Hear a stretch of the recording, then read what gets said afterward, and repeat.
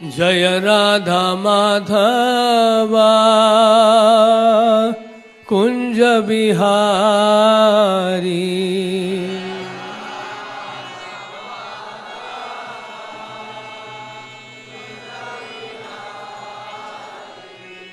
जय राधा माधवा कुंज बिहारी।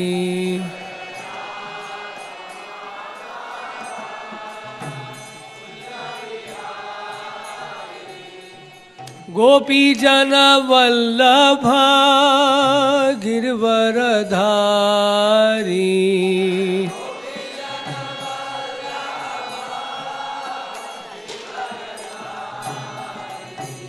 यशोदानंदन ब्रज जन रंजन।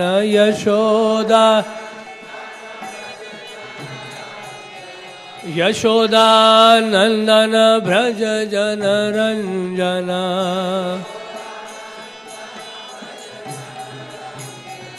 यमुना तीरा वनचारी।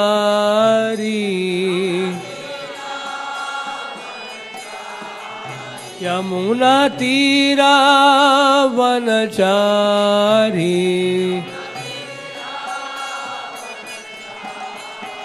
जय राधा माधवा कुंज बिहारी।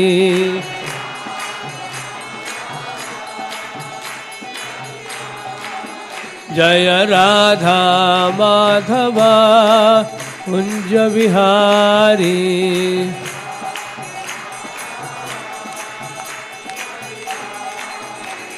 राधा पार्थी राधा पार्थ सारथी राधे।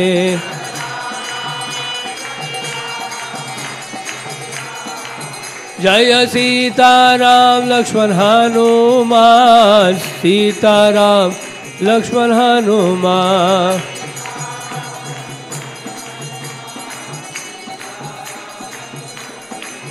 जय गौरानिताय गौरानिताय गौरानिताय। जय गौरानिताय।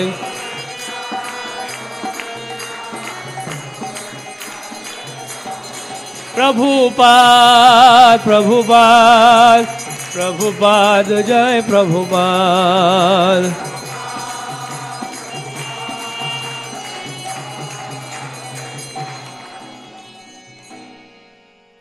जय ओम विष्णुपाद परमहंस परिव्रजकाचार्य श्रोत्र श्री श्रीमद दिवाइन ग्रेस अभय चरणारविंद भक्ति वेदांत स्वामी श्रीला प्रभुपाद की जय। अनंत कोटि वैष्णव वृंद की जय। नामाचार्य श्री हरदास ठाकुर की जय। प्रेम से गौर श्री कृष्ण चैतन्य प्रभु नित्यानंद श्री अद्वैत गदाधर शिवासादि गौर भक्त वृंद की जय। श्री श्री राधा कृष्ण गोपीनाथ श्याम कुंड राधा कुंड गिरी गोवर्धन की जय। गंगा माई की जय। यमुना माई की जय। वृंद देवी तुलसी महारानी की जय। हरि नाम संकीर्तन की जय। समवेत भक्त वृंद की जय। All glories to the assembled devotees Hare Krishna. All glories to the assembled devotees Hare Krishna. All glories to Shri Guru and Gaurang. ओम नमो भगवते वासुदेवाय।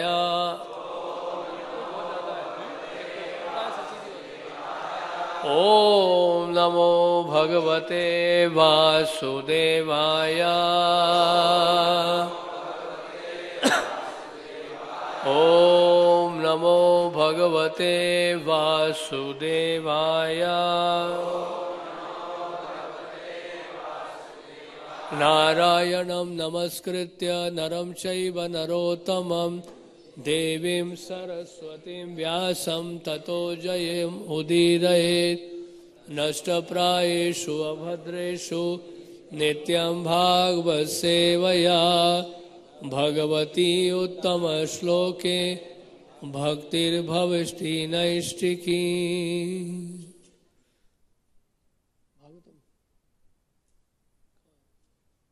इंग्लिश।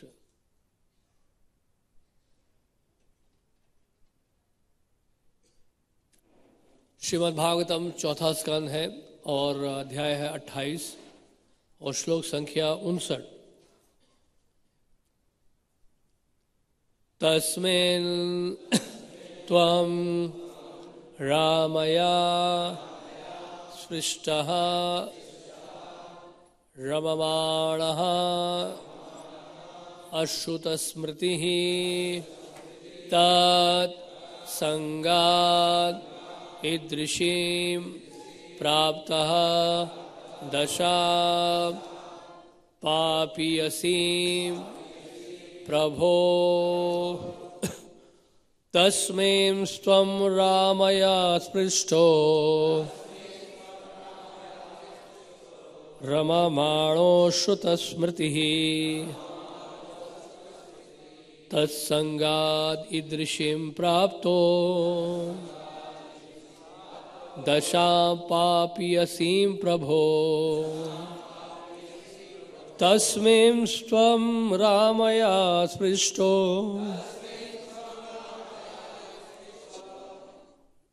राममाणो श्रुतस्मृतिः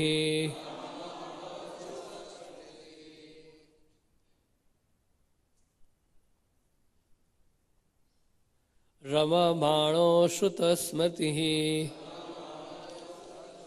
तत्संगात् ईदृशीं प्राप्तो दशा पापीयसीं प्रभो तस्मिंस्त्वं रामया स्पृष्टो रममाणो श्रुतस्मृतिः तत्संगात् ईदृशीं प्राप्तो दशा पापीयसीं प्रभो।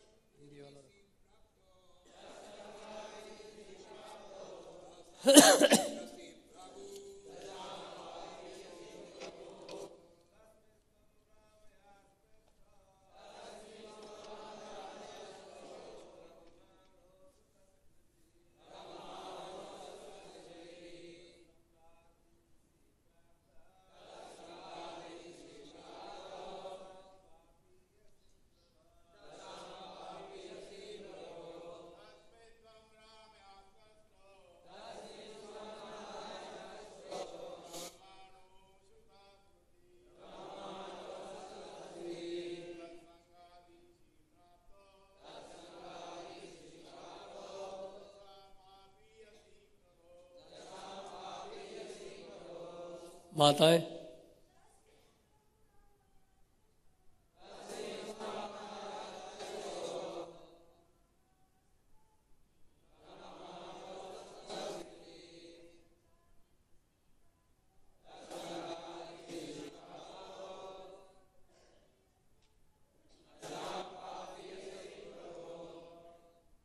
तस्मिन् उस स्थिति में तुम रामया स्त्री के साथ स्पृष्टः संपर्क में होने से रममाणः रमण करते हुए अश्रुत स्मृति ही आध्यात्मिक अस्तित्व की याद किए बिना तत् उसके संगति से ईदृशीं इस तरह की प्राप्त हुई दशा अवस्था पापीयसीं पाप कर्मों से पूर्ण प्रभो मेरे मित्र। अनुवाद तात्पर्य श्रील प्रभुपाद जी के द्वारा। श्रील प्रभुपाद की जय। हे मित्र, जब तुम भौतिक इच्छा रूपी स्त्री के साथ ऐसे शरीर में प्रवेश करते हो तो तुम इंद्रिय सुख में अत्यधिक लिप्त हो जाते हो। इसलिए तुम्हें अपना आध्यात्मिक जीवन इसलिए तुम अपने आध्यात्मिक जीवन को भूल गए हो। अपनी भौतिक अवधारणाओं के कारण तुम्हें नाना कष्ट उठाने पड़ रहे हैं। अनुवाद दोहराएं कृपा करके। हे मित्र, जब तुम भौतिक इच्छा रूपी स्त्री के साथ ऐसे शरीर में प्रवेश करते हो तो तुम इंद्रिय सुख में अत्यधिक लिप्त हो जाते हो। इसलिए तुम्हें अपना आध्यात्मिक जीवन भूल गया है। अपनी भौतिक अवधारणाओं के कारण तुम्हें नाना कष्ट उठाने पड़ रहे हैं। तात्पर्य सुने। जब मनुष्य भौतिकता में उलझ जाता है तो उसमें आध्यात्मिक जीवन के विषय में सुनने की शक्ति नहीं रह जाती। आध्यात्मिक जीवन को भूलने के कारण ही वह भौतिक जगत में अधिकाधिक फंसता जाता है। ये पाप कर्मों का फल है। पाप कर्मों के कारण भौतिक अवयवों से विभिन्न प्रकार के शरीर विकसित होते हैं। राजा पुरंजन ने अपने पाप कर्मों के कारण ही वैदर्भी नामक स्त्री का शरीर धारण किया था। भगवत गीता स्पष्ट कहती है, ऐसा शरीर निम्न जात मनुष्यों का होता है। श्रेयो वैश्या तथा शूद्रः माम ही पार्थ व्यपाश्रितः ये पुष्य पाप योनिः स्त्रियो वैश्य तथा शूद्रः ये पी यान्तिम पराम गतिम। किंतु यदि कोई भगवान की शरण ग्रहण करता है तो वह निम्न जात होकर भी परम सिद्धि प्राप्त कर सकता है। मनुष्य निम्न कुल में तभी जन्म लेता है जब उसकी आध्यात्मिक बुद्धि घट जाती है। ओम अज्ञानतिमिरन्धस्य ज्ञानाञ्जनशलाकया चक्षुरुन्मीलितं येन तस्मै श्रीगुरवे नमः। श्रीचैतन्यमनोभीष्टं स्थापितं येन भूतले स्वयं रूपः कदा मह्यं ददाति स्वपदान्तिकं। वाञ्छाकल्पतरुभ्यश्च कृपा सिन्धुभ्य एव च पतितानां पावनेभ्यो वैष्णवेभ्यो नमो नमः। जय श्री कृष्ण चैतन्य प्रभु नित्यानंद श्री अद्वैत गदाधर शिवासादि गौर भक्तवृंद। हरे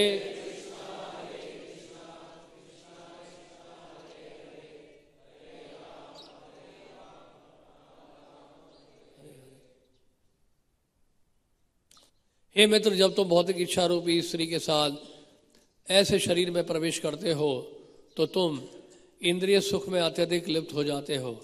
इसलिए तुम्हें अपना आध्यात्मिक जीवन याद नहीं है। अपनी भौतिक अवधारणाओं के कारण तुम्हें नाना कष्ट उठाने पड़ रहे हैं।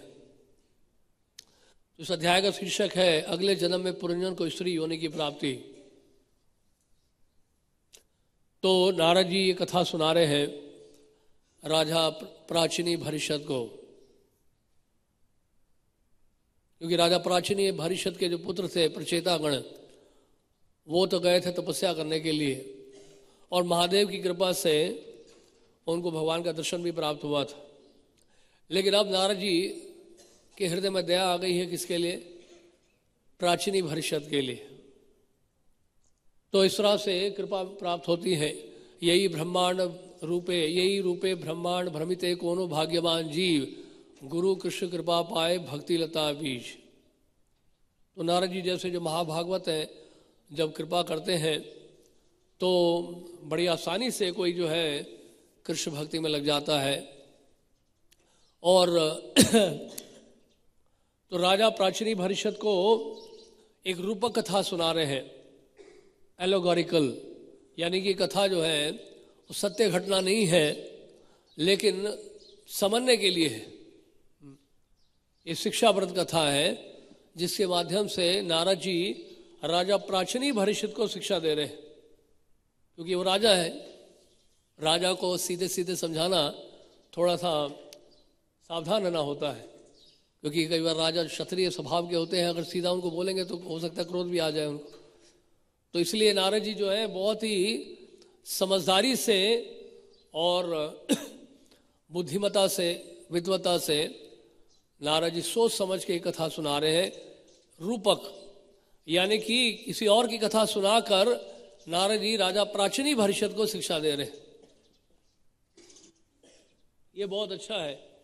ये इसी तरह से देखें, प्रभुपाद जी उदाहरण देते हैं कि अगर बहू को शिक्षा देना है, कोई नई विवाहित बहू है, आई है, बहुत पहली बार आई है घर में, तो बहू को शिक्षा देना है तो सास क्या करती है, अपनी बेटी को डांटती है ताकि वो बहू सीख ले। प्रभुपाद जी इस तरह से उदाहरण देते हैं। तो इसी तरह से नारद जी जो राजा पुरंजन की कथा सुना रहे हैं, ये इसलिए सुना रहे हैं ताकि राजा प्राचीनी भरिष्यत जो है इस कथा के माध्यम से शिक्षा ग्रहण करे।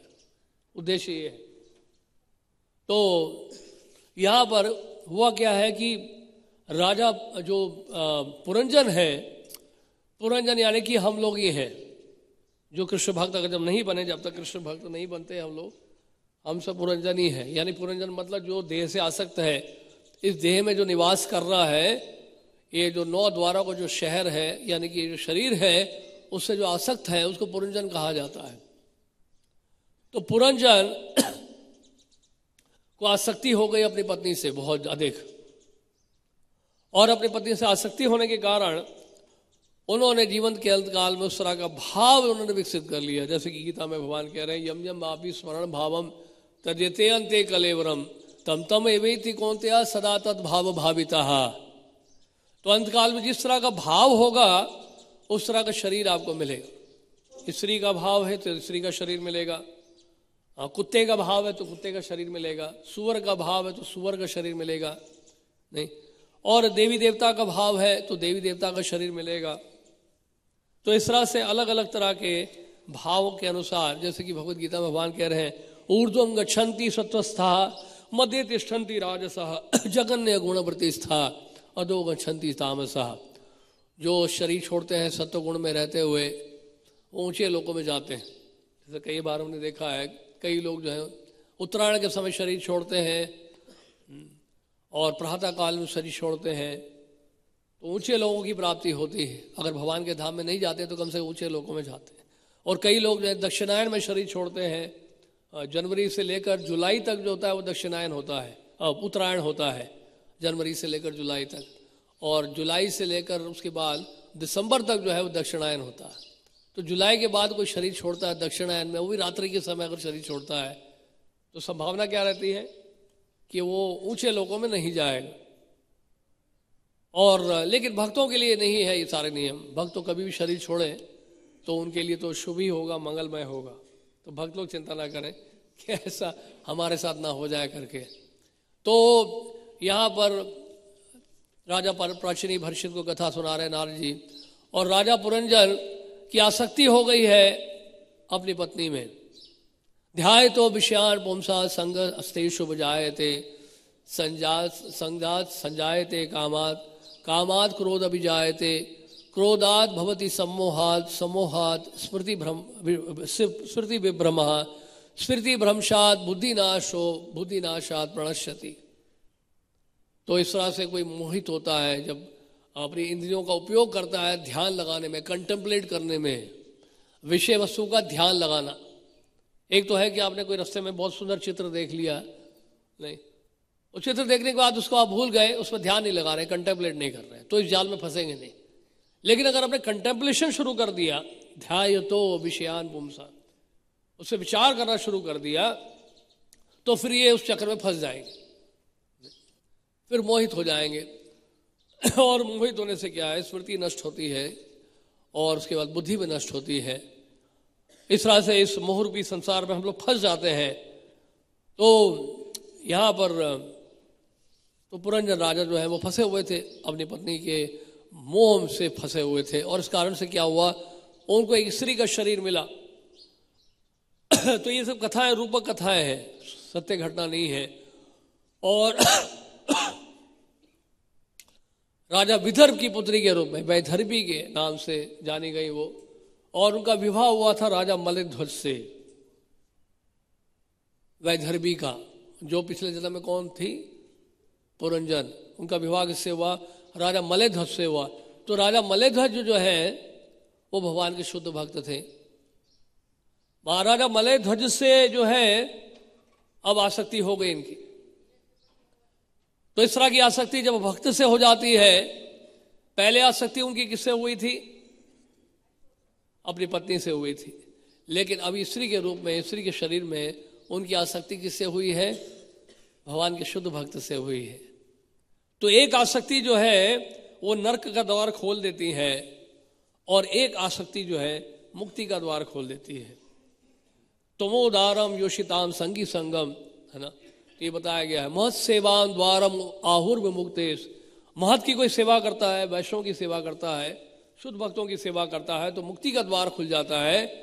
लेकिन कोई योषिताम संगी संगम, जो विषयों में या पुरुष में या स्त्री में आसक्त है, तो उसके लिए क्या है?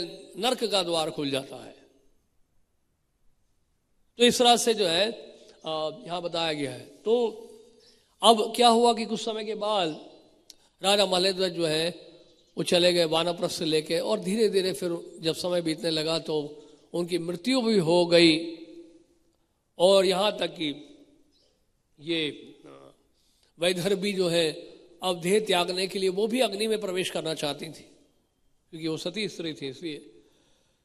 लेकिन उसने में क्या हुआ कि एक ब्राह्मण वहां पे आया। अब ये कथा यहां से प्रारंभ होती है, जो अभी जो प्रसंग चल रहा है इन कुछ श्लोकों में जो वर्णन किया गया है। वो जो ब्राह्मण वहां पे आया, वो ब्राह्मण कौन है?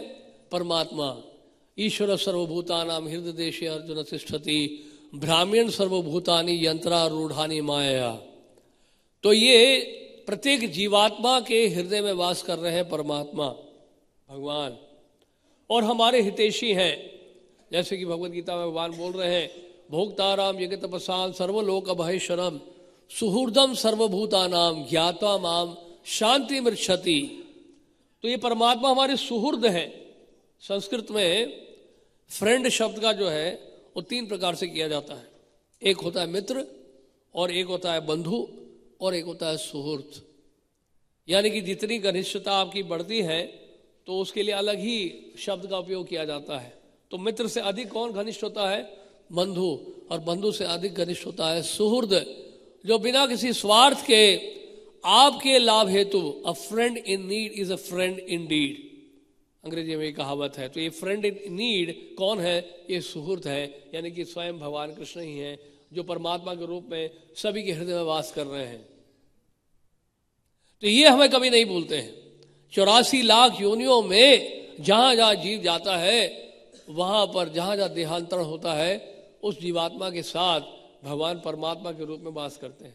अंडांतरस्थ परमाणु चयांतरस्थम, अणु में भी है, परमाणु में भी है, जीवात्मा के साथ तो है ही। तो इस तरह से परमात्मा जो है साक्षी के रूप में उपद्रष्टा, अनुमंता, ओवरसीयर एंड परमीटर, साक्षी के रूप में परमात्मा जो है वो देखते रहते हैं हमारे कार्यकलापों को, और हमारे कार्यों के लिए अनुमति प्रदान करते हैं। तो ये परमात्मा, यानी कि ये ब्राह्मण अविज्ञात का मतलब पता नहीं था कौन था ये। कहा कि बहुत पुराने मित्र हैं उनके, आपके मैं पुराना मित्र हूं, भूल गए आप मुझे। वो ब्राह्मण आया, और ब्राह्मण कौन है? वो परमात्मा है। और वहां आकर जो है उसने रानी को जो है सांत्वना दी, मधुर मीठे शब्दों में समझाने की कोशिश की।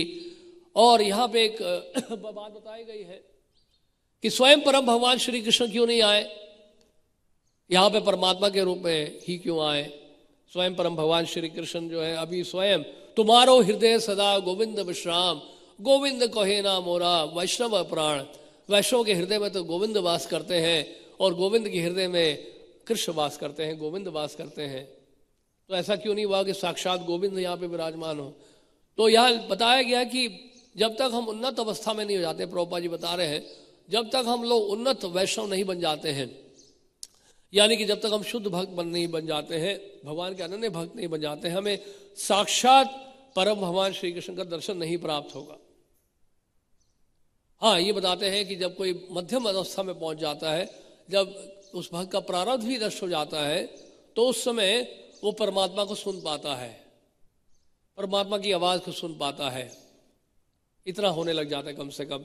जो मध्यम अवस्था में कोई पहुंच जाता है भक्त जब, तो इस प्रकार यहाँ प्रभुपाद जी बता रहे हैं, प्रभुपाद जी तात्पर्य बता रहे हैं, when one becomes serious to follow the mission of the spiritual master, his resolution is tantamount to seeing the supreme Lord.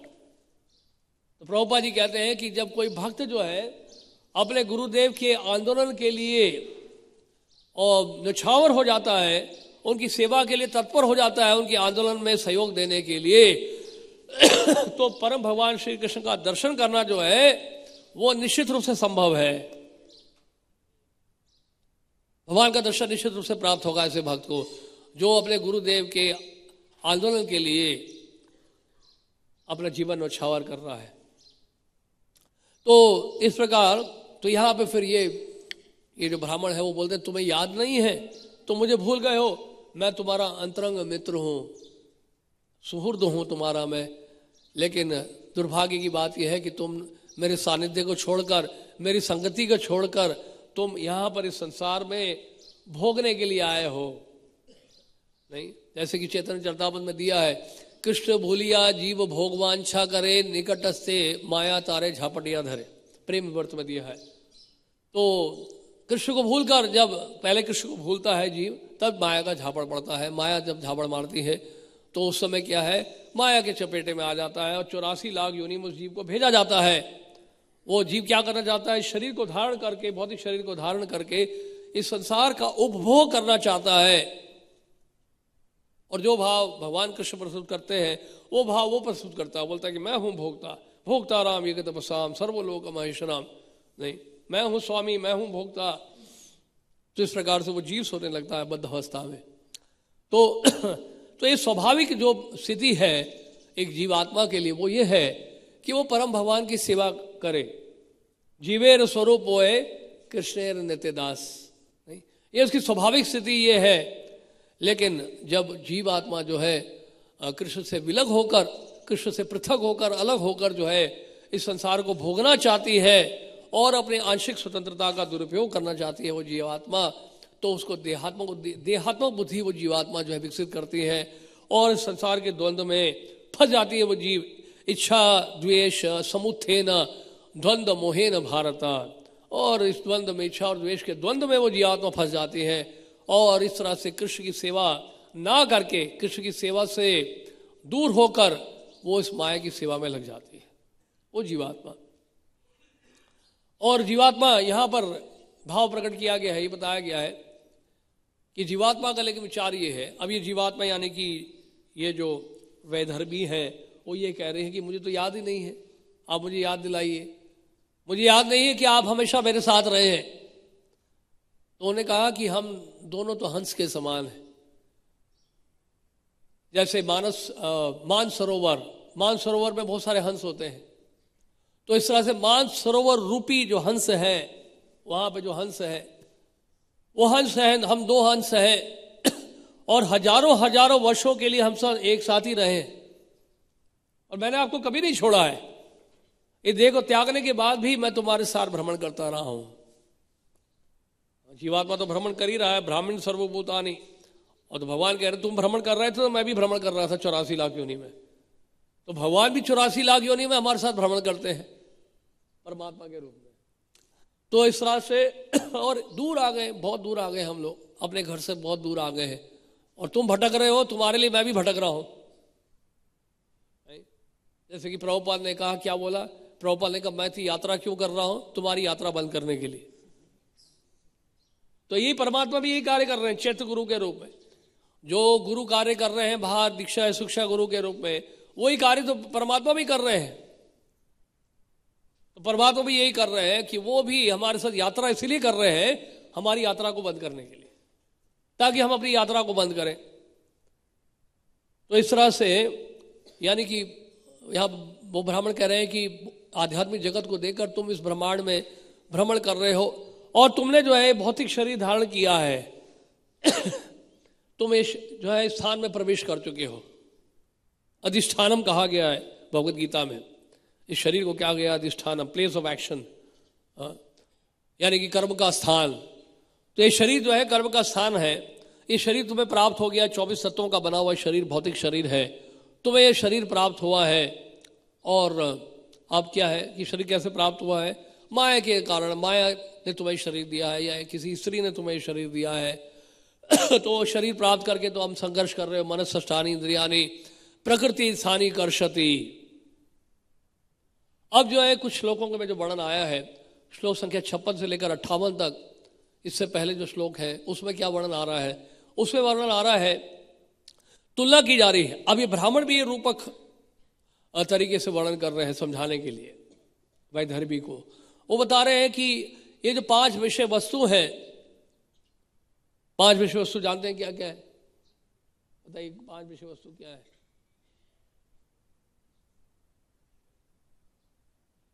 जी 5 विषय वस्तु क्या क्या है? क्या बताया आपने? कौन बताएगा 5 विषय? 5 सेंस ऑब्जेक्ट्स क्या है? हाँ, रूप, रस, गंध और स्पर्श और त्वचा। तो ये 5 जो है, स्पर्श तो त्वचा नहीं है, स्पर्श तो सेंस ऑब्जेक्ट है वहां। और बताइए, स्वाद, हाँ स्वाद ठीक है। गंध तो नासिका से होता है ना, जीवा से हम लोग स्वाद लेते हैं। तो 5 जो है ये विषय वस्तु हैं, सेंस ऑब्जेक्ट्स हैं। और 5 बगीचों की तुलना की गई है 5 विषय वस्तुओं से। और 9 द्वार है इस शरीर में, 9 द्वार है, ठीक है ना? पता है ना 9 द्वार कौन कौन से हैं? और एक गार्ड है, एक सिक्योरिटी गार्ड भी है उस घर का, एक सिक्योरिटी गार्ड है। वो सिक्योरिटी गार्ड कौन है? प्राणवायु। प्राणवायु जब तक है तब तक ये शरीर है। प्राणवायु शरीर से निकल जाता है शरीर छोड़ने पर, तो वो सिक्योरिटी गार्ड रक्षक है, हमारा पालक है। और उसके बाद प्रकोष्ठ है, 3 प्रकार के प्रकोष्ठ हैं। कौन कौन से हैं? पृथ्वी, जल और अग्नि, ये 3 प्रकोष्ठ हैं। और 6 परिवार रहते हैं। 6 परिवार कौन से हैं? 5 ज्ञान इंद्रियां हैं और एक मन है। ये 6 परिवार भी रहते हैं उस घर में। और 5 बाजार हैं, यानी कि 5 कर्म इंद्रियां हैं। और इसके अलावा 5 जो है शक्तियां हैं, पावर्स है स्टेट के, वो है 5 तत्व, पंचभूत जिसको कहते हैं, पृथ्वी, अग्नि, जल, वायु, आकाश। और एक जो है बुद्धि है, यानी कि जिसकी तुलना जो है स्त्री से की गई। बुद्धि की तुलना किससे की गई है? स्त्री से की गई है। और उस बुद्धि के द्वारा कई इच्छाओं को हम पूरा कर रहे हैं, यही बताया इस आज के श्लोक में भी यही बताया गया है। तो फिर बता रहे हैं कि एक पति है, वो पति कौन है? ये जीवात्मा, ये जीवात्मा पति। तो इस तरह से वो समझा रहे हैं, वो वैधर्भी को समझा रहे हैं, वो ब्राह्मण। तो यहाँ पे आज के श्लोक में क्या वर्णन आ रहा है? देखिए आज के श्लोक में वर्णन आ रहा है, हे मित्र, जब तुम भौतिक इच्छा रूपी स्त्री के साथ ऐसे शरीर में प्रवेश करते हो जो तुम्हें इंद्रिय सुख में अत्यधिक लिप्त हो जाते हो, इसलिए तुम्हें अपना आध्यात्मिक जीवन भूल गया है। अपनी भौतिक अवधारणाओं के कारण तुम्हें नाना कष्ट उठाने पड़ रहे हैं। आध्यात्मिक जीवन जो है तुम्हारा जो है खत्म हो गया है। खत्म क्या हो गया? है ही नहीं, क्योंकि तुमने जो है इस बुद्धि का दुरुपयोग किया है, स्त्री रूपी बुद्धि का दुरुपयोग किया है। यानी कि इतनी इच्छाओं को पूरा करने के लिए, इन इच्छाओं को पूरा करने के लिए तुम्हें नाना प्रकार के शरीर तुमने धारण किए, एक के बाद एक शरीर तुमने धारण किए हैं। और तुमने क्या किया है? आहार, निद्रा, मैथुन, भय, यही करते थे तुम, और ये कुछ किया नहीं तुमने। इसके अलावा जन्म मृत्यु जरा व्याधि दुख दोषानुदर्शनम, जन्म मृत्यु जरा व्याधि का तुमने दर्शन किया है। आदि दैविक आदि भौतिक आध्यात्मिक क्लेश को अनुभव किया है, और भौतिक शरीर में तुम भटकते रहे हो। तो इस प्रकार यहाँ पे वर्णन आ रहा है। तो यानी कि कहने का मतलब है, सूक्ष्म रूप में ये जो बुद्धि है जिसके द्वारा हम अपनी इच्छाओं को पूरा करते हैं, और ये बहुत आसक्त है इस देह से, भौतिक शरीर से। सूक्ष्म शरीर 2 प्रकार के शरीर है, एक सूक्ष्म शरीर है और एक स्थूल शरीर है। तो सूक्ष्म शरीर जो है इस भौतिक शरीर के साथ, स्थूल शरीर के साथ अभी भी क्या है? पहचान कर रहा है अपनी, और आत्मा जो है दोनों से पहचान कर रही है। तो ये जो बुद्धि है, बुद्धि के माध्यम से क्या करते हैं हम लोग? अपने संकल्प और विकल्प को प्रस्तुत करते हैं, उस बातों का फैसला करते हैं, इच्छाओं को पूरा करने के लिए योजनाएं बनाते हैं हम लोग। और योजना को बनाने के लिए क्या क्या हमें करना पड़ता है?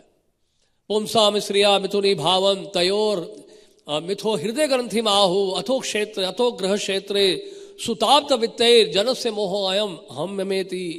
तो इस तरह से पूरा जीवन बीत जाता है। एक जंजाल में हम लोग फंस जाते हैं, इस शरीर रूपी जंजाल में हम लोग फंस जाते हैं और शरीर से बाहर निकल नहीं पाते हम लोग। तो देह से इतनी पहचान हम लोग कर लेते हैं। तो जहाँ कि जब तक हम भौतिक धरातल पर हैं, भौतिक धरातल पर हैं, यानी कि देहात्मक बुद्धि में है, तब तक तो संघर्ष ही संघर्ष। और यहाँ पर जब ये बताया जा रहा है, साथ में ये भी बताया जा रहा है कि इस प्रकार से क्या हुआ है,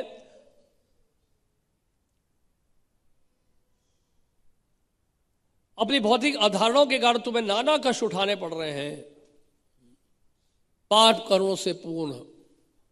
यानी कि भौतिक शरीर जो है वो ये पाप कर्मों का फल है, ये प्रारब्ध है। वो तो प्रारब्ध क्या है, ये जो भौतिक शरीर अभी जो दिखाई पड़ रहा है यही तो प्रारब्ध है, ये फल है। जो पाप का बीज हमने बोया था इस जन्म में और पिछले जन्मों में, उस पाप का जो बीज है, उस बीज जब अंकुरित हुआ है और वो फल के रूप में प्रकट हुआ है, वो फल क्या है, ये जो शरीर दिखाई दे रहा है, ये पाप का फल है। यानी कि जो भी कृष्ण भावना भावित नहीं है वो सब जो है पाप में लिप्त है। जो भी कृष्ण भावना भावित नहीं है वो निश्चित रूप से पाप करेंगे, ये 100% गारंटीड है। तो पाप करेंगे तो क्या होता है, पाप रूपी फल प्राप्त होता है। भौतिक शरीर जो है पाप रूपी फल है, ये भौतिक शरीर जो है हमारे उन पापों का फल है, प्रारब्ध जिसको कहते हैं। फिर आप पूछेंगे पुण्य के बारे में क्या कहा जाए, पुण्य भी पाप ही है। इस संसार में जो पुण्य करना है वो भी पाप ही है, क्योंकि इस पुण्य के द्वारा भी आपको एक भौतिक शरीर ही मिल रहा है, तो वही बंधन का कारण है। वो पुण्य कर्म भी बंधन का कारण है, पाप कर्म भी बंधन का कारण है, इसलिए दोनों ही बंधन का कारण है। तो दोनों ही अच्छा नहीं है हमारे लिए, पाप हो या पुण्य हो, दोनों ही जो है अमंगल है, शुभ है हमारे लिए, दोनों ही क्लेश है। तो इस प्रकार यहाँ पे वर्णन मिल रहा है। तो कहने का मतलब प्रभुपाद जी बड़ा अच्छा बताते थे, पुरुष अपने आप में बहुत अच्छा है, men are good, Prabhupada ji कहते हैं men are good, Prabhupada ji कहते थे विमेन आर गुड। पुरुष भी अच्छे हैं और स्त्री भी अच्छी हैं, लेकिन जब दोनों साथ में मिलते हैं तो तब अच्छा नहीं। तो प्रभुपाद कहते हैं जब दोनों साथ में मिलते हैं तब अच्छा नहीं है, अलग अलग है तो दोनों अच्छे हैं। जब तक देहात्म बुद्धि में है इस प्रकार का भेदभाव रहेगा। जैसे कि आजकल वेस्ट में जाएं, अमेरिका में जाएं, यूरोप में जाएं, बहुत सावधान रहना पड़ेगा आपको इन श्लोकों में प्रवचन देते हुए। भागवत तो समझौता करता ही नहीं है, भागवत में किसी प्रकार का समझौता नहीं है, अच्छा लगे या बुरा लगे। मामी पार्थ व्यपाश्रित्या एपी सुपाप योन्यः श्री वैश्य तथा शूद्रा एपी अंतिम पराम गतिम। तो ये पाप योनि बताया गया है, श्री वैश्य शूद्र को पाप योनि बताया गया है। हम नहीं बोल रहे हैं, आप नहीं बोल रहे हैं, स्वयं परम भगवान श्री कृष्ण बोल रहे हैं भगवद गीता में। तो उससे बड़ा प्रमाण क्या होगा। अब इससे क्या है कि हम लोग निरुत्साहित ना हो, ये ना सोचे कि हमें क्यों जो है टारगेट बनाया जा रहा है, इसके लिए लक्ष्य क्यों बनाया जा रहा है। लेकिन ये प्रकृति है, इस प्रकार से प्रकृति में भेद है। प्रकृति को जब स्वीकार करेंगे तो प्रकृति एक गुण की तो होती नहीं है, 3 प्रकार के गुण हैं। तो गुणों के आधार पर जो है हमें जो अलग अलग योनि में प्रवेश करना पड़ता है। कारणम गुणो संगस्य शद अशद योनि जन्मशु, भगवद गीता में भी लिखा हुआ है। तो अलग अलग योनि में प्रवेश करना पड़ता है। तो अलग अलग योनि में जब प्रवेश करते हैं तो सबका अपना अपना कार्य है, सबका अलग अलग फंक्शन है। कोई सत्वगुण में शरीर प्राप्त होता है तो बड़ा अच्छा शरीर मिलता है, देवता जैसा शरीर मिलता है, नहीं तो इस तरह से रजोगुणी शरीर भी होता है, तामसिक शरीर भी होता है। तो अलग अलग वर्गीकरण है, अलग अलग कैटेगरीज है। लेकिन इस प्रकार जब कोई शरीर प्राप्त करता है तो यहां बता रहा है पाप योनि यहां। तो प्रभुपाद जी जब अमेरिका में थे तो इस प्रकार की चुनौती प्रभुपाद जी को चुनौती का सामना करना पड़ा। प्रभुपाद जी को चैलेंज किया गया कि आप इस तरह से जो क्या कर रहे हैं, डिस्क्रिमिनेट कर रहे हैं, भेदभाव कर रहे हैं पुरुष और स्त्री में। तो प्रभुपाद ने कहा कि मैं इसमें क्या कर सकता हूं, वो तो है, वो स्वाभाविक है। फिर प्रभुपाद ने कहा अगर दोनों कृष्ण भावना भावित हो जाते हैं तब कोई भेद नहीं। भौतिक धरातल पर तो भेद रहेगा ही रहेगा और स्त्री के शरीर में और आपको अधिक कष्ट पाना पड़ेगा। ये स्वाभाविक है, ये प्रकृति का नियम है, इसको बदला नहीं जा सकता है। नहीं, कोई पुरुष जो है स्त्री जैसा आचरण कर रहा है या कोई स्त्री जो है पुरुष जैसा आचरण कर रही है, ये कलयुग का प्रभाव है। तो कलयुग में इस प्रकार से देखा जा रहा है कि देहात्मक बुद्धि के कारण जो है लोग वास्तव में ये भी नहीं समझ पा रहे हैं कि वो पुरुष है या स्त्री है। ये बुरा हाल हो गया है। तो यहां पर इसलिए इसको पाप योनि बताया गया है, क्योंकि यहां पर क्या है, रजोगुण और तमोगुण का मिश्रण है। जब तक रजोगुण और तमोगुण के प्रभाव में रहेंगे पाप करने की संभावना जो है अधिकाधिक बनी रहती है। तो यहाँ पे बड़ा सुंदर एक श्लोक है कुंती महारानी का, भागवत के प्रथम स्कंद के 8वें अध्याय के 20वें श्लोक में कुंती महारानी ने बहुत सुंदर प्रार्थना की है 8वें अध्याय में, और प्रभुपाद जी ने तो लगभग 1 महीने इसके ऊपर प्रवचन दिया था लॉस एंजलिस में। तो तथा परमहंसा नाम मुनि नाम अमलात्मना भक्ति योग विधानार्थम कथम पश्येम स्त्रिय। अब यहां पर कुंती महारानी क्या कह रही हैं? कुंती महारानी कहते हैं कि आप स्वयं जो है इस दिव्य ज्ञान का वितरण करने के लिए, इस भक्ति के बारे में समझाने के लिए आप स्वयं अवतरित होते हैं। और क्या करते हैं?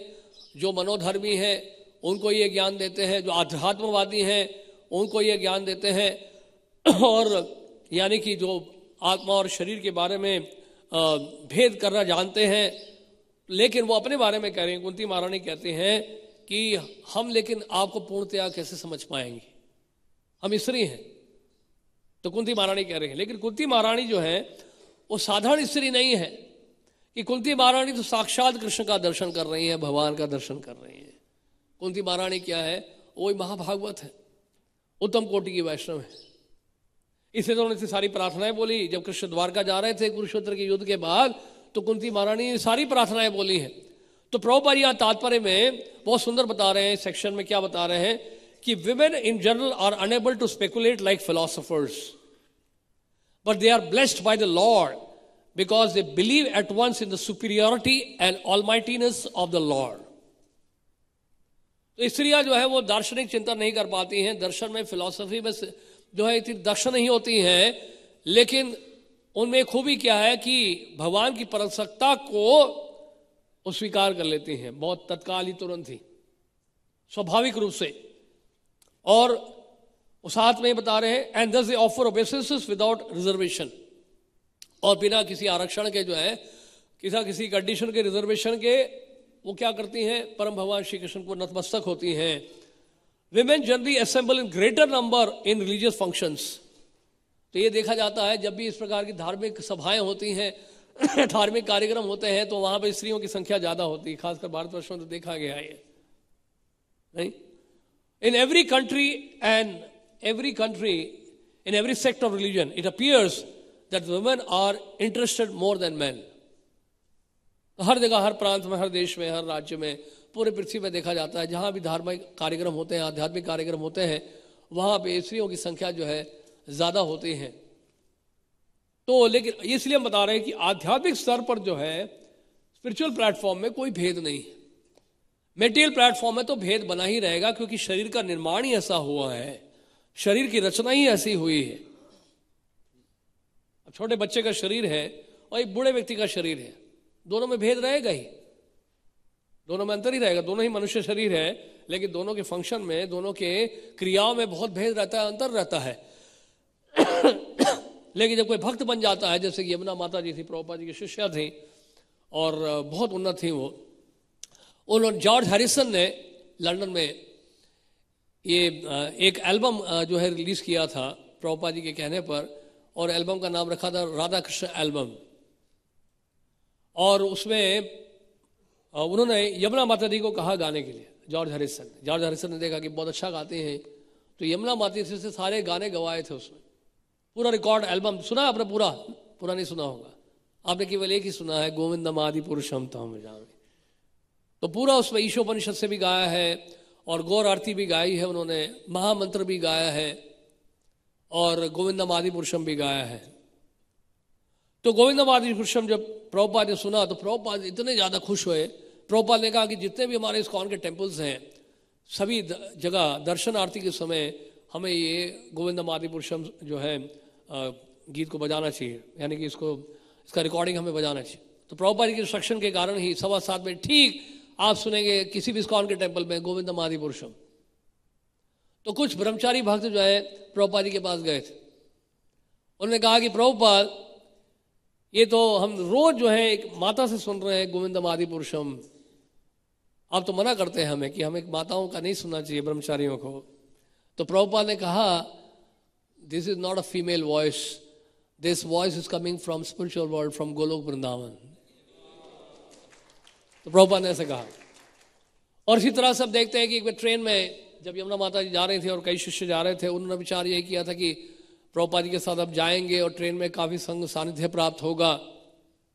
तो प्रभुपाद ने कहा कि can you get me some hot rice, और ट्रेन में पहले चावल बनाना, ट्रेन का चावल नहीं, चावल बनाकर गरम गरम चावल लाने के लिए कहा प्रभुपाद ने। ट्रेन में कहाँ गरम चावल बनाए, पैंट्री में तो घुसने नहीं देंगे वो लोग, और वहाँ पे तो बहुत स्ट्रिक्ट है वो।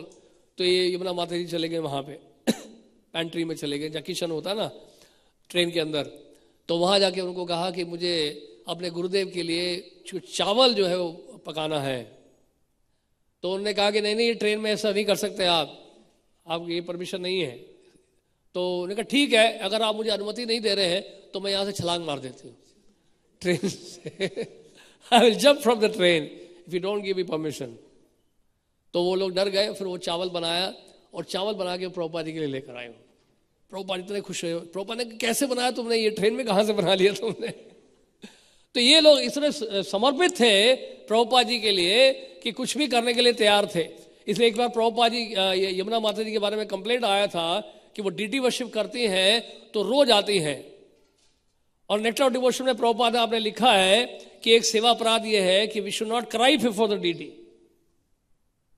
तो प्रभुपाद ने जब लेटर पढ़ा, प्रभुपाद ने उत्तर दिया। प्रभुपाद ने कहा कि कोई बात नहीं, यमुना माता जी को रोने दो, कोई दिक्कत नहीं है, that is not an offence. तो क्या प्रभुपाद यहां तक बोला she has attain the stage of भाव।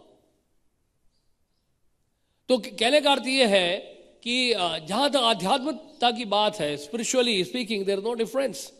एडवांसमेंट करने का सबको मौका दिया गया है। जैसे कि भागवत में लिखा हुआ है, किराट हुरांद्र पुलिंद पुलकशा आभीर शुंभा यवनः खशादया यन्ने च पापा यद अपाश्रया आश्रया शुद्ध्यंति तस्मै प्रभु विष्णवे नमः। बहुत सुंदर श्लोक है भागवत का। और ये श्लोक जब तक प्रभुपाद ने प्रीचिंग नहीं किया था वेस्ट में, ये श्लोक केवल सुनने के लिए था, लेकिन इसका जो प्रैक्टिकल एप्लीकेशन कहीं दिखाई नहीं दे रहा था पूरे वर्ल्ड वाइड। किराट कौन है? कि प्राचीन भारत का एक राज्य, इसको किराट कहते हैं। निषाद राजा निषाद हुए हैं गुहक, जहां पे स्वयं भगवान राम के वहां जाके निवास स्थान पे रुके थे।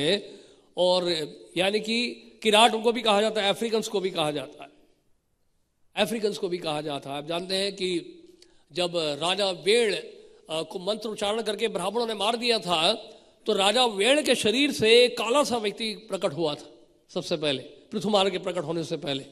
और वो काला जो शरीर था, काला सा जो व्यक्ति था, बताते हैं कि वो जंगल की तरफ भागा था। तो ये वो रेस है, किराट रेस है, प्रभुपाद जी बता रहे हैं, जो अफ्रीका के जंगलों में पाए जाते हैं। तो किराट हो गए, हूना हो गए। हूना वो लोग हैं जो जर्मनी और रशिया के लोग हैं। प्रभुपाद जी वर्ड मीनिंग में दे रहे हैं कौन किस कंट्री का है। प्रभुपाद जी एक स्पेसिफिक बता रहे हैं कि हूना कौन है, किराट कौन है। कमाल है प्रभुपाद जी का जो है। आंध्रा तो इंडिया में ही है, दक्षिण भारत में है। और पुलिंद यानी कि ग्रीक जो है जो के लोग हैं, उनको पुलिंद कहा जाता है। पुलकशा ये और भी कई जगह स्थानों का बताया गया है। यवना जो टर्की लोग हैं, और यवन भी जानते हैं, यवन को इसको कहा जाता है। तो ये टर्की के लोग जो है, तुर्की जिसको कहते हैं। खस आदया चाइना और रशिया के बीच में जो मंगोलिया है, वो खश रेस है। तो ये सब भी यहाँ बता रहे हैं, श्रीमद् भागवत में बता रहे हैं कि ये सब भी जब भगवान के भक्त बनते हैं तो क्या होता है, भगवान के भक्तों का आश्रय लेते हैं, तो ये सब भी सभी समस्त प्रकार के पापों से छुटकारा पाते हैं।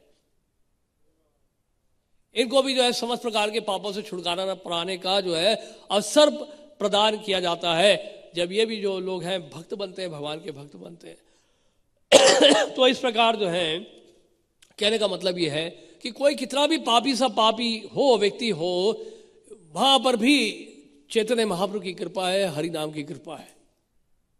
नहीं, यहाँ तक कि श्रील भक्ति सिद्धांत ठाकुर ने जब शूद्र परिवार में जन्म लिए हुए लोगों को ब्राह्मण दीक्षा दी थी, तो ये पूरे समाज के लिए बहुत बड़ी क्रांति थी, बहुत बड़ा आंदोलन छेड़ा था उन्होंने, प्रभुपाद जी के गुरु महाराज ने। और उनके लिए क्या है, ये बहुत बड़ा खतरा था, क्योंकि उस समय इसीलिए हम जानते हैं ब्रह्म समाज की स्थापना की गई थी, आर्य समाज की स्थापना की गई थी, इन सब संस्थाओं की स्थापना इसी कारण से की गई थी, इस छुआछूत को दूर करने के लिए। और इस प्रकार लेकिन प्रभुपाद जी के गुरु महाराज ने तो क्या, उनको दीक्षा दे दी और अर्चक वगैरह की सेवा में लगा दी, उनको वैष्णव बना दिया, ऐसे शूद्रों को वैष्णव बना दिया श्रील भक्ति सिद्धांत ठाकुर ने। तो बहुत विरोध हुआ जब वृंदावन गए थे 1935 में, 1935 में, तो ब्रज वृंदावन के जितने मंदिर हैं उन सब ने अपना दरवाजा बंद कर लिया था, उनको दर्शन नहीं करने दे रहे थे कि आपने जो है शूद्र लोगों को भी जो है, शूद्रों को भी ब्राह्मण दीक्षा दे दी है, आपका प्रवेश वर्जित है मंदिरों में। फिर राधा रमन मंदिर में उन्होंने प्रवचन दिया था, उस प्रवचन के द्वारा उन्होंने शिक्षा दी, समझाया कि वास्तव में ब्राह्मण है कौन, और उसके बाद फिर सभी मंदिरों ने अपने द्वार खोले थे। और इसी तरह से कई उदाहरण मिलते हैं, जैसे कि श्रील प्रभुपाद जी जब वृंदावन में थे, जब कृष्ण बलराम का विग्रह स्थापित कर रहे थे राधा श्याम सुंदर का, तो उन्होंने रंगनाथ मंदिर के जो श्री संप्रदाय के जो वैष्णव ब्राह्मण उनको बुलाया था, और लगभग एक हफ्ते जो है उन्होंने पूजा करवाया था उनसे, और यज्ञ करवाया था कृष्ण बलराम की स्थापना करने के लिए। प्रभुपाद ने पूछा कि प्रभुपाद, आप विदेशों में जब प्राण प्रतिष्ठा करते हैं तो अधिक से अधिक 2 या 3 घंटे लेते हैं, उसी में सारा कार्यक्रम पूरा हो जाता है, लेकिन यहाँ पर वृंदावन में आप लगभग 1 हफ्ता लगा रहे हैं, इतने सारे अपने यज्ञ कर रहे हैं, सारे प्रोसेस को आप फॉलो कर रहे हैं। प्रभुपाद ने कहा ये यहाँ के जो ब्राह्मण हैं हमारी बुराई करेंगे, निंदा करेंगे कि अंग्रेज लोग हैं, ये लोग कोई नियमों का पालन नहीं करते हैं। आज भी इसलिए हमें अंग्रेजों का मंदिर कहा जाता है, वहाँ पे हमें अंग्रेजों का मंदिर कहा जाता है कृष्ण बलराम मंदिर को। तो ये अंग्रेज लोग हैं, ये नियमों का पालन नहीं करते हैं, देखो इन्होंने ऐसी स्थापना कर ली है, ऐसे थोड़ा होती है मूर्ति की स्थापना, प्राण प्रतिष्ठा। तो प्रभुपाद ने कहा इन सबको चुप कराने के लिए मैंने ऐसा किया है, नहीं तो प्रभुपाद जी कहते हैं कि संकीर्तन पर्याप्त है प्राण प्रतिष्ठा के लिए, और किसी चीज की आवश्यकता नहीं है। इसी तरह से वृंदावन में जब एक बार सूर्य ग्रहण लगा, जब सूर्य ग्रहण अभी हुआ था, चंद्र ग्रहण हुआ था, तो सूर्य ग्रहण या चंद्र ग्रहण था, तो प्रभुपाद ने कहा कि हमें दरवाजा बंद करना चाहिए, नहीं तो ये सारे ब्राह्मण हमारी बुराई करेंगे, दरवाजा बंद करो, अंदर सब कुछ करो। प्रभुपाद ने, क्योंकि ये ग्रहण जो है कृष्ण के ऊपर नहीं लगता है, प्रसाद के ऊपर कोई ग्रहण नहीं लगता है, कृष्ण प्रसाद में कभी ग्रहण नहीं लग सकता है, कृष्ण प्रसाद में कभी माया का प्रभाव नहीं पड़ सकता है। अब ग्रहण के समय जगन्नाथ जी का प्रसाद जितना चाहे खा सकते हैं, छुप के खाइए, कोई दिक्कत नहीं है, प्रसाद के ऊपर कोई ग्रहण नहीं लगता है। तो इस तरह से जो है आप देखते हैं कि जगन्नाथपुरी में एक बार जब जगन्नाथ जी का दर्शन करने जा रहे थे चैतन्य महाप्रभु, चैतन्य महाप्रभु के अंतरंग पार्षदों में भी देखिए कौन कौन हुए हैं, रामानंद राय, स्वरूप दामोदर, शिखी माहिती, और कौन थी, माधवी उनकी बहन। 3.5 पार्षदों में से एक स्त्री भी है, यानी कि भक्त भी हैं, शुद्ध भक्त हैं, जिनका नाम था माधवी था। जगन्नाथ जी का जब दर्शन कर रहे थे चैतन्य महाप्रभु एक दफे, वैसे तो चैतन्य महाप्रभु इतने स्ट्रिक्ट सन्यासी थे कि माताएं जो है उनके नजदीक आकर उनका दर्शन नहीं कर सकती थी, उनको दूर से ही दंडवत करना होता था।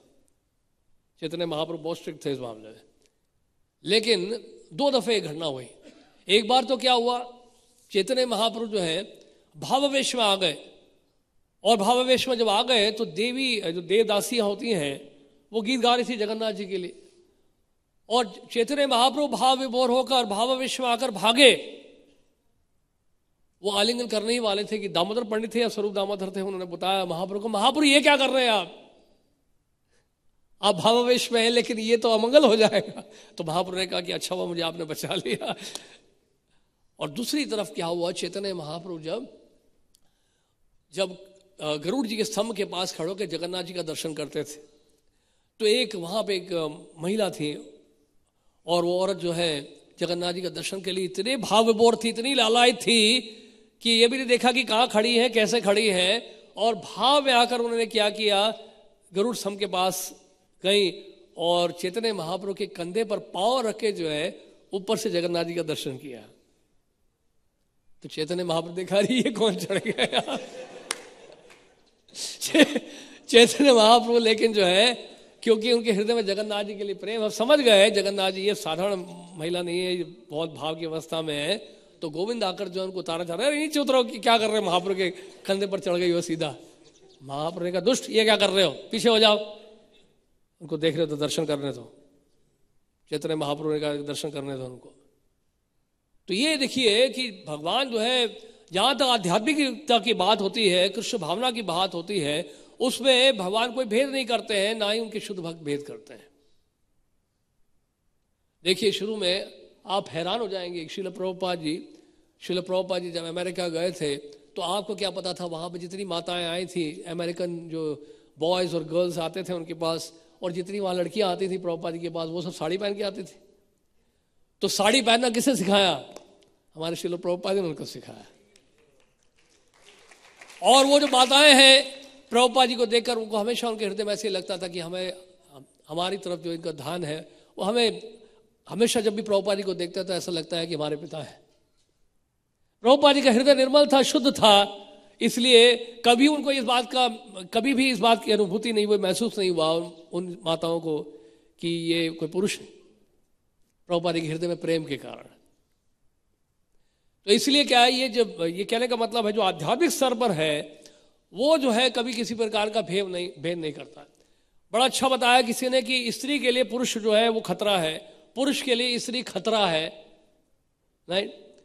जैसे कि प्रभुपाद ने बताया कि जब दोनों मिल जाए, जब स्त्री खतरा कब है? खतरा तब है जब भोगने की इच्छा होती है। जब वो भोग करने की इच्छा नहीं होती है तो ना स्त्री पुरुष के लिए खतरा है, ना स्त्री के लिए पुरुष खतरा है। खतरा कुछ है ही नहीं। तो ये जो एंजॉयमेंट की जो प्रोपेंसिटी है, उपभोग करने की जो प्रवृत्ति है, ये जब समाप्त हो जाएगी तो संसार में किसी चीज से कोई खतरा नहीं। और इसके लिए क्या विशेष कृपा चाहिए? कृष्ण की, ठाकुर जी की कृपा चाहिए, नहीं तो भौतिक धरातल पर ही संभव ही नहीं है। जैसे कि प्रभुपाद जब न्यूयॉर्क गए तो वहां पे एक बार जब टैक्सी में जा रहे थे, प्रभुपाद जी जब पहले गए थे, तो टैक्सी ड्राइवर ने पूछा, Swami ji every day we see one Swami ji landing in JFK airport, what is the difference between you and them?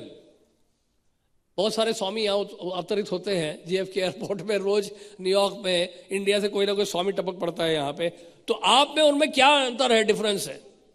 जानते प्रभुपाद ने क्या आंसर दिया?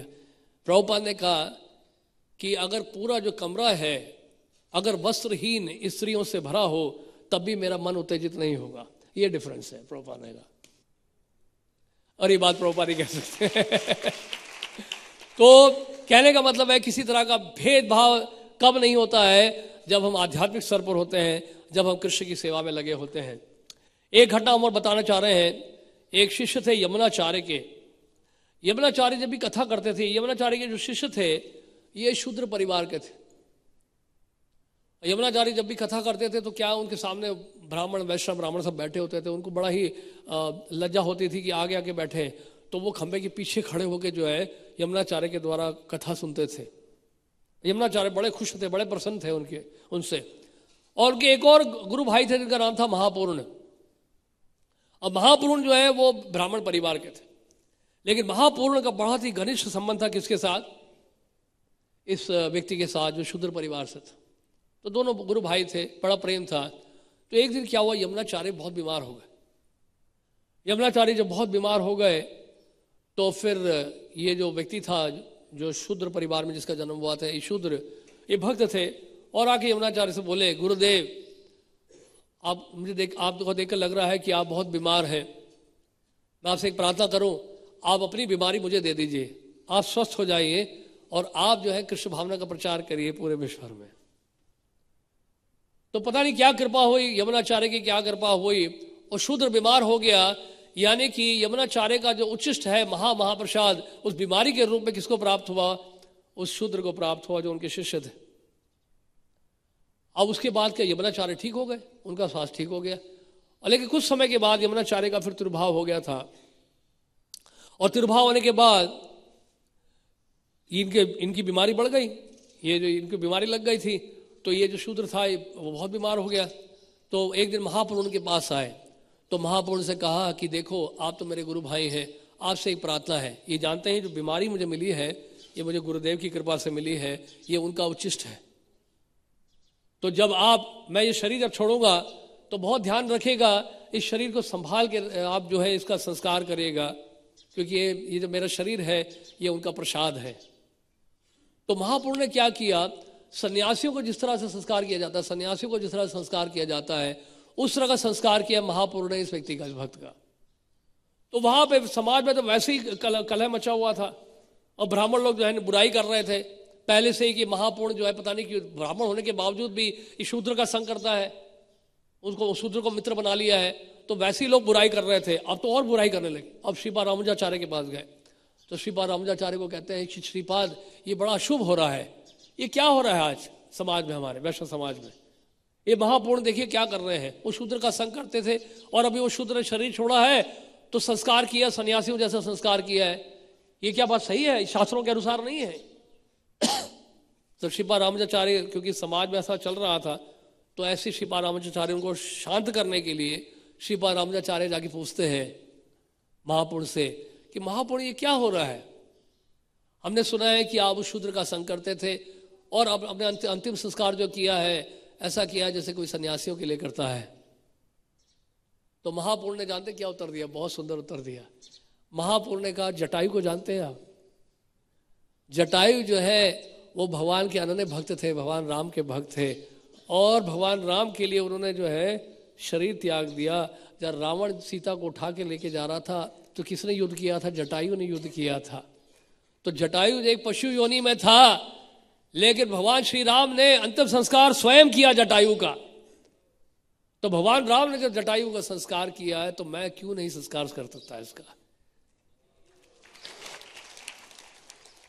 ये उत्तर सुन के श्रीपाद रामानुजाचार्य बड़े खुश हुए, उन्होंने कहा कि मैं तो जानता हूं लेकिन मैं फिर भी तुमसे पूछ रहा था ताकि क्योंकि ये ब्राह्मण जो है ये तो बहुत परेशान कर रहे हैं।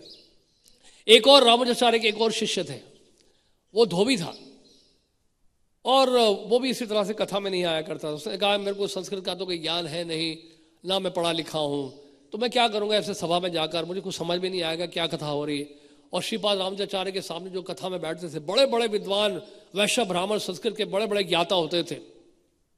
तो एक दिन श्रीपाद रामानुजाचार्य के हृदय में एक तरह से कृपा दया जाग गई उस भक्त के लिए। उसने कहा मेरे एक शिष्य है, वो धोबी है, उसको कहो कि मैं कथा में बुला रहा हूँ, उसको कथा सुनने के लिए आया हूँ। तो दो चार भक्त गए, उन्होंने कहा कि गुरुदेव ने कहा है आपको बुलाने के लिए कथा में, आपसे कह रहे हैं कि कथा में आया। उन्होंने कहा मैं क्या करूंगा कथा में आके, मुझे संस्कृत का काला अक्षर भैंस बराबर एक संस्कृत का एक अक्षर नहीं जानता मैं आके करूंगा क्या, वहां पे आके बैठ के सो ही जाऊंगा मैं। नहीं नहीं आपको बुला रहे हैं, गुरुदेव बुला रहे हैं, आज्ञा उनकी। मैंने कहा अच्छा आज्ञा है तो मैं आता हूँ। तो सभा में आके वो बैठ गए। श्रीपाद रामानुजाचार्य व्यासासन में बैठे हुए थे और श्रीपाद रामानुजाचार्य ने कहा उस भक्त से उठो, उस धोबी से कहा उठो। बोले क्या हुआ, गुरुदेव मुझे देख रहे हैं। हाँ हाँ तुम्हें देख रहा, उठो यहाँ आ जाओ मेरे पास बैठो। श्रीपाद रामानुजाचार्य ने उस भक्त को जो है अपने पास बिठा लिया व्यासासन में और कहा, उस शिष्य को कहा श्रीपाद रामानुजाचार्य ने कि आज तुम कथा करो, हम सुनेंगे। कि मैं क्या कथा करूं मुझे कुछ पता ही नहीं है, मैं तो धोबी हूं। तो मैंने कहा नहीं आपको कथा करनी होगी। और उसने कथा की। उसके बाद सुनने वाले जो वैष्णव ब्राह्मण थे वो चकित हो गए, हैरान हो गए, अरे कैसे किया। को गुरुदेव की कृपा से, वैष्णव की कृपा से देखिए यही तो है कि गूंगा व्यक्ति बोलने लगता है। उसका जन्म जो है शूद्र परिवार में हुआ, लेकिन श्रीपाद रामानुजाचार्य की कृपा से जो है वो बोलने लगा, कथा करने लगा संस्कृत भाषा में। और यही हम देखते हैं श्रील गोरक्षनाथ बाबा जी महाराज के जीवन में भी देखते हैं कि वो अपना नाम तक लिखना नहीं जानते थे, लेकिन जब वो कथा करते थे, बोलते थे, तो चैतन्य चरितामृत से और श्रीमद् भागवतम के श्लोक उदित करते थे श्रील गोरक्षनाथ बाबा जी महाराज। तो इस प्रकार ये घटना है। और हम देखते हैं कि अद्वैत आचार्य ने भी नामाचार्य हरिदास ठाकुर को बुलाया था, जिनका जन्म यवन परिवार में हुआ था। और जब हरिदास ठाकुर को बुलाया तो और ब्राह्मणों को भी निमंत्रण मिला था, लेकिन उन्होंने कहा कि सबसे पहले ये श्राद्ध पात्र जो है मैं किसको दूंगा, हरिदास ठाकुर को दूंगा। चैतन्य महाप्रभु को उपाधि दी थी नामाचार्य की, यवन परिवार में उनका जन्म हुआ था। और उन्होंने कहा, क्या बोला उन्होंने कहा कि आपको अगर मैं प्रसाद खिलाता हूं, आपको मैं प्रसाद खिलाता हूं तो 1 करोड़ ब्राह्मणों को प्रसाद खिलाने के बराबर है, हरिदास ठाकुर को कहा अद्वैताचार्य ने। तो इस तरह से जो है हम देखते हैं पूरे शास्त्रों में कई जगह ऐसा वर्णन आता है जहां पे कोई अधम परिवार में जिसने जन्म लिया है लेकिन बाद में वो उन्नत कोटि का, उत्तम कोटि का वैष्णव बनाया, भक्त बनाया भगवान का। एक घटना और आती है सुबुद्धि राय की, चैतन्य चरितामृत में एक घटना आती है जिसमें सुबुद्धि राय जो है नवाब हुसैन शाह के साथ कार्यरत थे। यानी कि एक समय ऐसा था कि सुबुद्धि राय के नीचे काम करते थे वो हुसैन शाह। तो हुसैन शाह को आज्ञा दी थी सुबुद्धि राय ने कि हमें एक तालाब का निर्माण करना है। और तालाब के लिए गड्ढा जब खोदा जा रहा था तो ठीक से काम हुआ नहीं, कुछ गलती हो गई और सुबुद्धि राय ने क्या किया, चाबुक से उनको मारा था। तो एक दिन जो है कुछ समय के बाद क्या हुआ, केंद्रीय सरकार ने क्या किया, हुसैन शाह को नवाब की उपाधि दे दी, गौड़ देश का राजा बना दिया था। अब एक दिन क्या हुआ, जब कपड़े बदल रहे थे तो उनकी पत्नी ने देखा कि आपकी पीठ पे ये क्या लकीर है, किसने मारा आपको? तो नवाब ने कहा कि सुबुद्धि राय के यहाँ जब कार्यरत था उनकी सेवा में, तो एक दिन उन्होंने मुझे चाबुक मारा था, गलती हो गई थी मुझसे, चाबुक मारा, उसको तो मृत्यु दंड देना चाहिए, तुरंत मारिए उसको आप। तो क्या कह रही हो तुम, मैं तुझको, उसने इतनी मेरी सहायता की है, तुम जानते नहीं हो, तुम्हें सिर्फ चाबुक की चिंता हो रही है, बाद में कितनी मेरी सहायता की है उसने, कितना मुझे धन दिया है उसने।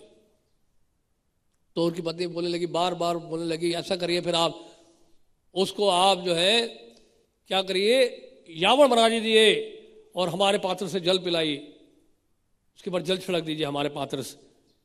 उन दिनों क्या होता था, कोई यावड़ के घर में चले जाए या यावड़ के घर में जाके पानी पी ले या यावड़ के लोटे से पानी पी ले या यावड़ के लोटे में जो पानी है वो आपके शरीर में अगर छिड़क दिया जाए तो पूरा ब्राह्मण समाज जो आपको निष्कासित कर देगा, घोषणा हो जाएगी आप भी मुसलमान बन गए हो, यावड़ बन गए। तो सुबुद्धि राय के लिए ऐसा कहा कि सुबुद्धि राय को आप ऐसा करिए, जल छिड़किए इनके ऊपर। तो बहुत ज़्यादा जब उनकी पत्नी ने, नवाब की पत्नी ने कहा कि ठीक है, तो फिर नवाब ने जल लिया अपने लोटे से और सुबुद्धि राय के ऊपर फेंक दिया। वो बहुत परेशान हो गए, अब पता लगा कि वो यावड़ बन गए हैं, बनारस चले गए छोड़कर। बनारस के जाके ब्राह्मणों से पूछा कि मैं क्या करूं, ऐसा हुआ है मेरे साथ। तो उन ब्राह्मणों ने कहा ऐसा करो, खौलता हुआ गरम गरम घी पी लो, इसी तो यही सजा है आपके लिए, खौलता हुआ गरम गरम घी पी लो और मर जाओ, शरीर छोड़ दो, यही तुम्हारे लिए सजा है। तो फिर कुछ और ब्राह्मणों से पूछा तो उन्होंने कहा कि नहीं नहीं, ये करने की आवश्यकता नहीं है। फिर बनारस में जब थे तो चैतन्य महाप्रभु से मिले थे। तो चैतन्य महाप्रभु से जब मिले तो चैतन्य महाप्रभु ने कहा कि ये करने की कोई आवश्यकता नहीं है, आप जाइए वृंदावन जाइए, ब्रज की रच में लौटिए और निरंतर कृष्ण का नाम लीजिए। ब्रज में जो कई भक्त आएंगे रहने के लिए, परिक्रमा करने के लिए, उनको मार्गदर्शन दीजिए, जाइए, ये करने की कोई आवश्यकता नहीं है आपकी खोलता हुआ घी पिए आप। चैतन्य महाप्रभु सुबुद्धि राय को सुझाव दिया कि आप हरे कृष्ण महामंत्र का उच्चारण शुरू करिए और जब लगभग ये हरिनाम आपका शुद्ध हो जाएगा उच्चारण, तो सभी प्रकार के, समस्त प्रकार के पाप आपके नष्ट हो जाएंगे। और जब आप शुद्ध नाम का उच्चारण करेंगे तो आपको भगवान कृष्ण का चरणाश्रय मिलेगा, यानी कि उनके चरण कमलों का आश्रय प्राप्त हो जाएगा। और जब आप भगवान के चरण कमलों में स्थिर हो जाएंगे तो कोई पाप आपको छुएगा नहीं। और यही वास्तव में सभी पापों से छुटकारा पाने का हल है, चैतन्य महाप्रभु ने कहा। तो इस तरह से हम देखते हैं कि ये तो ब्रह्मा जी कह रहे हैं, इति षोडशकम नाम कली कलमनाशनम, ये 16 शब्दों का नाम जो है कलयुग के समस्त प्रकार के कलमश को दूर करेगा, समस्त प्रकार के पापों को नष्ट करेगा। तो इस प्रकार तो हम देखते हैं कि चैतन्य महाप्रभु जब मिले थे प्रयाग में श्रील रूप गोस्वामी से, श्रील रूप गोस्वामी और अनुपम गोस्वामी गए थे प्रयाग में चैतन्य महाप्रभु से मिलने के लिए। उस समय चैतन्य महाप्रभु बिंदु माता मंदिर में संकीर्तन कर रहे थे, नृत्य कर रहे थे।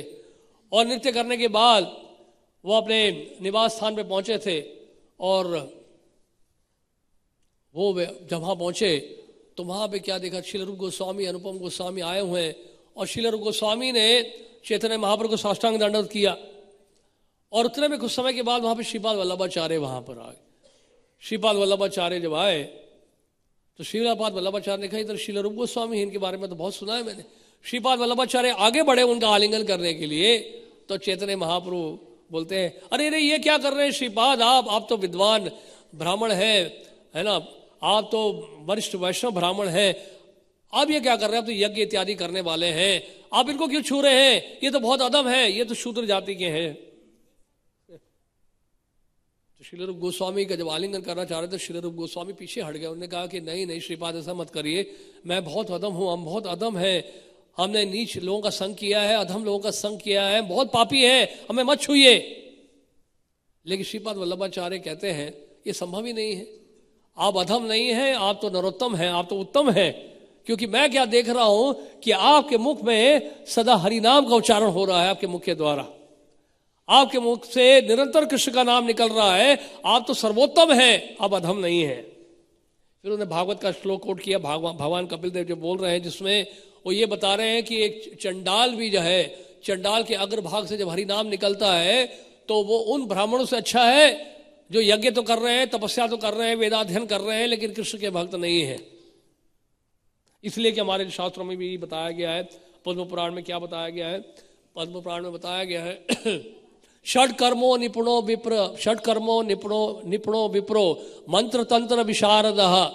बोलते कोई अगर षड कर्म में निपुण है, पठन पाठन यजन याजन दान प्रतिग्रह में निपुण है, मंत्र तंत्र विशारदः, लेकिन वो अगर अवैष्णव है, भगवान का भक्त अगर नहीं बना है, अवैष्णवो गुरु न स्यात्, तो वो गुरु नहीं बन सकता है। लेकिन अगर कोई चंडाल परिवार में भी अगर उसने जन्म लिया है, वैष्णवो स्वपशो गुरु, अगर उसने चंडाल परिवार में भी जन्म लिया है, अगर भगवान का भक्त बन जाता है तो वो गुरु बन सकता है। पद्म पुराण का श्लोक है। तो इस तरह से जो है यहाँ पे वर्णन मिल रहा है कि पाप योनि में कोई प्रवेश भी करे तो उसके लिए फिर भी मौका है, फिर भी संभावना है कि वो कृष्ण भक्ति कर सकता है। जैसे कि हम देखते हैं भागवत में श्रील सूत गोस्वामी जो 88,000 ऋषियों के सामने भागवत की कथा कर रहे हैं, तो सूत गोस्वामी कौन थे, वो सूत परिवार से थे, शूद्र परिवार से थे, लेकिन सुखदेव गोस्वामी की उनके ऊपर कृपा हुई थी और सुखदेव गोस्वामी से उनको भागवत कथा सुनने का मौका मिला था। और 88,000 ऋषियों ने ये नहीं कहा, ये नहीं सोचा कि सूत गोस्वामी तो शूद्र परिवार का है, हमें से क्यों कथा सुननी चाहिए। नहीं, सूत गोस्वामी को व्यास आसन में बिठाया गया था और नैमिषारण्य में 88,000 ऋषियों ने श्रील सूत गोस्वामी से भागवत कथा सुनी थी। तो ये भागवत धर्म ऐसा है कि भागवत धर्म ऐसा है कि इसमें किसी प्रकार का जो है भेदभाव नहीं है, ये यूनिवर्सल है, ये है United Nations of the spiritual world, आध्यात्मिक जगत का ये संयुक्त क्या कहते हैं राष्ट्र है। तो इसमें किसी प्रकार का भेदभाव नहीं है। इसे चैतन्य महाप्रभु ने भी रामन राय का जब आलिंगन किया था गोदावरी नदी के तट पर, जब पहली बार मिले थे, तो रामन राय को देखकर रामन राय का आलिंगन किया, तो वहां जो कर्मकांडी ब्राह्मण थे वो देखा, अरे ये क्या हो रहा है, ये तो सन्यासी है और ये तो कायस परिवार के हैं, ये सन्यासी आलिंगन कर रहा है शूद्र का। हालांकि रामन राय उस समय जो है अधिपति थे, गवर्नर थे पूरे मद्रास के, तो इस वजह से लोग डरते थे उनके बारे में कुछ कहना, लेकिन मन ही मन में सब ब्राह्मण सोच रहे थे, अरे ये तो कायस्थ परिवार का है, ये चैतन्य महाप्रभु सन्यासी है, ये आलिंगन कर रहे हैं इसका। तब इसलिए चैतन्य महाप्रभु ने क्या बोला, किबा विप्रा किबा न्यासी शूद्र के नोय, जय कृष्ण तत्ववेता सही गुरु होए। कोई सन्यासी हो, कोई ब्राह्मण हो, है ना, कोई शूद्र परिवार में भला उसका जन्म हुआ हो, लेकिन अगर कोई कृष्ण के तत्व को जानता है, कृष्ण तत्व को जानता है, तो वो गुरु बन सकता है। तो इस प्रकार यहाँ पर वर्णन आ रहा है कि यहाँ पे हम देख रहे हैं कि राजा यहाँ ब्राह्मण जो है आए हुए हैं, और वो ब्राह्मण जो है परमात्मा है, जो कि वैधर्भी को, जो कि पुरंजन थे पिछले जन्म में, उनको शिक्षा दे रहे हैं, उनको समझा रहे हैं, कि उनको सांत्वना दे रहे हैं कि वास्तव में असली संबंध जो है तुम्हारा किसी से नहीं है, इस संसार में रहने वाले लोगों से, असली संबंध तुम्हारा किससे है, मेरे से है। इसलिए तुम्हें बार बार मैं याद दिलाता रहता हूँ, लेकिन अगर तुम नहीं समझ पाते हो तो उसमें मैं क्या कर सकता हूँ। हर योनि में जहाँ जहाँ तुम जाते हो वहाँ वहाँ तुम्हारी मैं सहायता करने के लिए पहुँच जाता हूँ, लेकिन अगर सौभाग्य होगा, तुम्हारे ऊपर किसी वैष्णव की, गुरु की कृपा होगी, तब तुम में मेरी बात को समझ पाओगे, तुम मेरी बात को सुन पाओगे। हरे कृष्ण। कोई प्रश्न है? कोई प्रश्न? कोई प्रश्न नहीं? क्लियर है? कोई डाउट?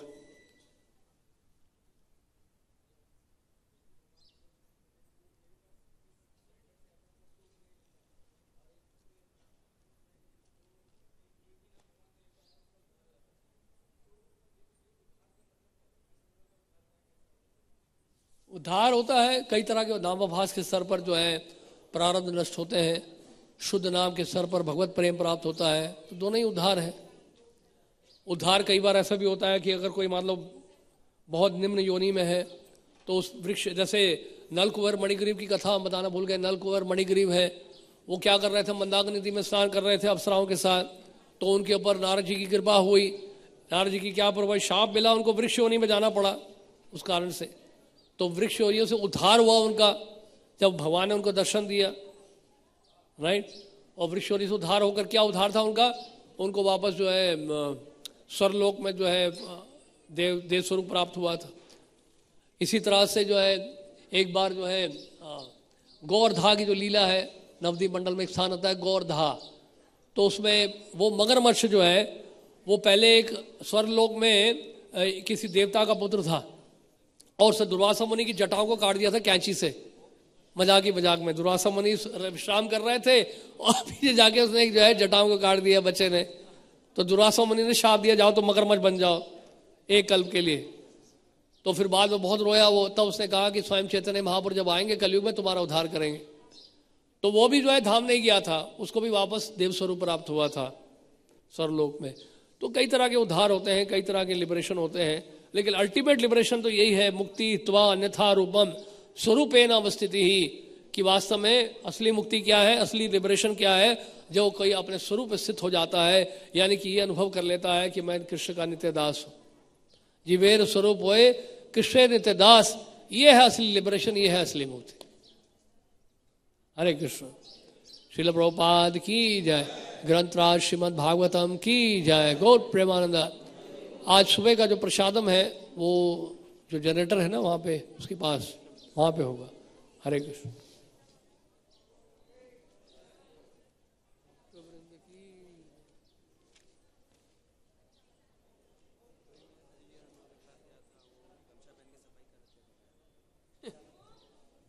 कमरे की सफाई है, मन की सफाई कैसे होगी? चलो वहीं पे कर लेंगे, तो सब एक साथ बैठ जाएंगे वहाँ। तो बोलो मन की सफाई भी करें कभी कभी, चेतो दर्पण मार्जनम भी होना चाहिए कमरे की सफाई के साथ साथ, वो भी जरूरी है। बोला है मैंने, बोला